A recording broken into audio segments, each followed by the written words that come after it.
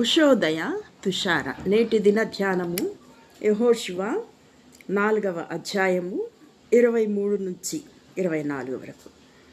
యెహోవా బాహు బలమైనదని భూనివాసులందరూ తెలుసుకొనుటకును మీరు ఎల్లప్పుడూ మీ దేవుడైన యెహోవా యందు భయ భక్తులు నిలుపుటకును మేము దాటి వరకు మీ దేవుడైన యెహోవా తానే మీ ఎదుట ఎర్ర సముద్రమును ఎండజేసినట్లు మీరు దాటి వరకు మీ ఎదుట యొర్దాను నీళ్లను ఎండజేసిరని చెప్పి ఈ సంగతి వారికి తెలియపరచవలెను.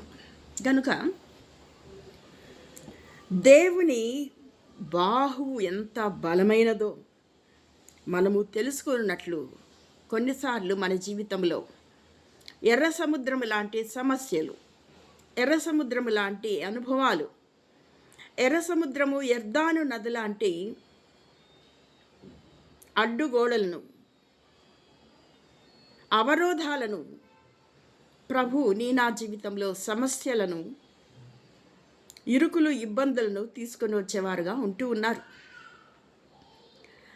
మన ఎదుట, ఇశ్రాయేలీయుల ఎదుట ఎర్ర సముద్రమును ఏ విధముగా ఎండ చేసినారో,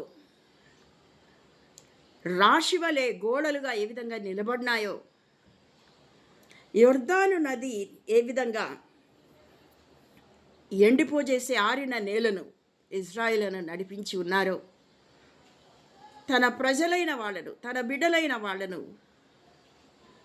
కొన్నిసార్లు ఎర్ర సముద్రము, యొర్దాను నది లాంటి ఆటంకములను, అవరోధములను, ఇరుకులు, ఇబ్బందులను, కష్టాలను ప్రభువు మన ముందుకు తీసుకొని వచ్చేవారుగా ఉంటూ ఉన్నారు. ఎందుకంటే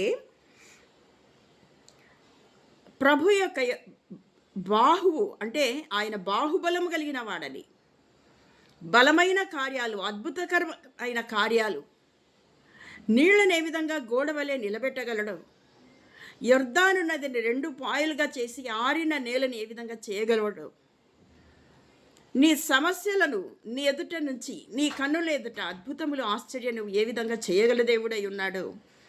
ఆయన ఎటువంటి బలము కలిగిన, బాహుబలము కలిగిన దేవుడో నీవు నేను తెలుసుకునేలాగున కొన్నిసార్లు వీటిని మనము దాటవలసి ఉంటూ ఉన్నది. అధైర్యపడక, భయపడక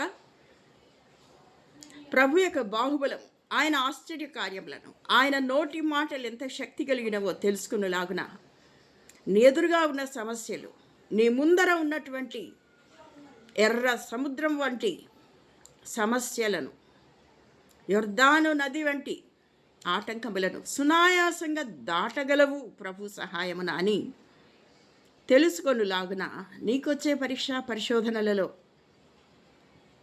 ప్రభు సహాయాన్ని కోరుకుంటూ ఈ లోకయాత్రా జీవితాన్ని దాటి ఆవలి ఒడ్డుకు చేరు వరకు, పరలోక రాజ్యాన్ని ప్రభుతో ఉండు వరకు లోకయాత్రా జీవితాన్ని ప్రభు సహాయముతో దాటగలమని నిశ్చయితతో ప్రభు సహాయం వలన ఈ లోకయాత్రా జీవితాన్ని కొనసాగించుటకు ప్రభు మనకు సహాయము చేయునుగాక. దైవాశీస్సులు. ఆమేన్.